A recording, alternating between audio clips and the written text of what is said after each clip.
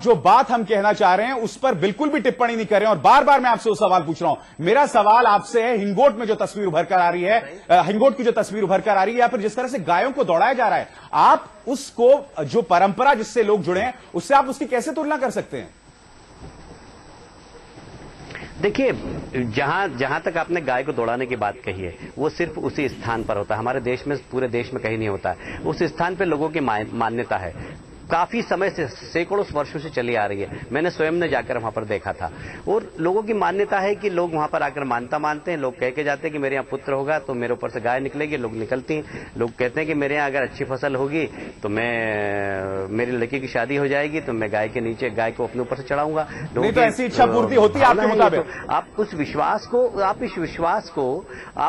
को कैसे हटा सकते हैं? कुछ चीजें आप उस विश्वास को कैसे गिरा सकते हैं, ये कह रहे हैं आप? उससे जवाब देना चाहेंगे सानल जी? हाँ, सैकड़ों साल से हमारा देश में बालिका विवाह था, परंपरा था, और हजारों साल से हमारे देश में सती था, वो भी परंपरा था, और हमारा देश में ह्यूमन सैक्रिफाइस था, एनिमल सैक्रिफाइस था, वो सब परंपरा था।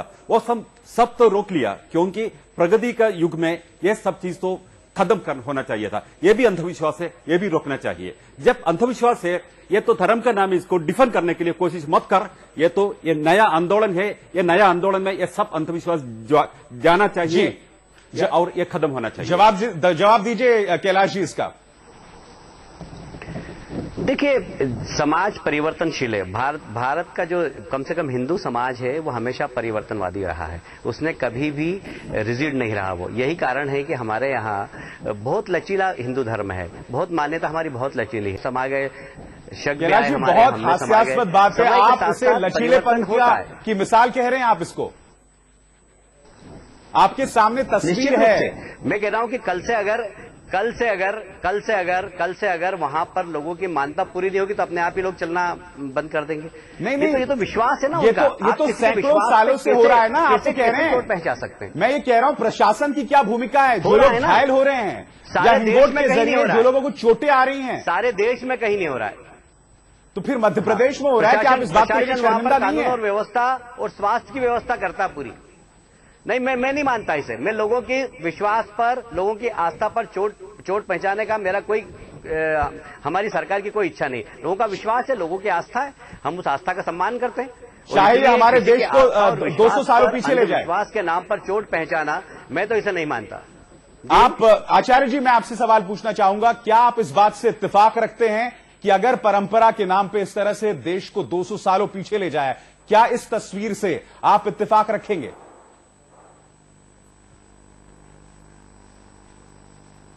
मैं ये चाहूंगा कि जो लोग अपने आप को गायों के नीचे से कुचलवाकर धन्यता का अनुभव करते हैं, वो ये प्रतिज्ञा करें कि मैं आजीवन एक गाय को पालूंगा, उसको जीवन भर उसकी रक्षा करूंगा, उसके परिवार की रक्षा करूंगा, मैं बैलों से ही खेती करूंगा और मैं आसपास में सब जगह अपने पास पड़ोस और अपने संबंधियों को गाय की रक्षा करने का संदेश दूंगा। तो ये मान्यता ज्यादा कारगर होगी, क्योंकि हमारे संपूर्ण धर्मशास्त्रों में इस बात के प्रमाण हैं कि हमारे जितने अवतार हुए गोमाता के आशीर्वाद से हुए, उनकी सेवा से हुए। गोमाता की सेवा होनी चाहिए और गोमाता को कुचलने वाले लोगों को, गोमाताओं को मारने वाले लोगों को अंधविश्वास से दूर किया जाना चाहिए। मुझे समझ में नहीं आता कि जो क्रांतिकारी सज्जन आपने न जाने कहां से ढूंढ करके डिस्कवरी करके निकाले हैं, मैंने जिंदगी भर में इनका नाम नहीं सुना।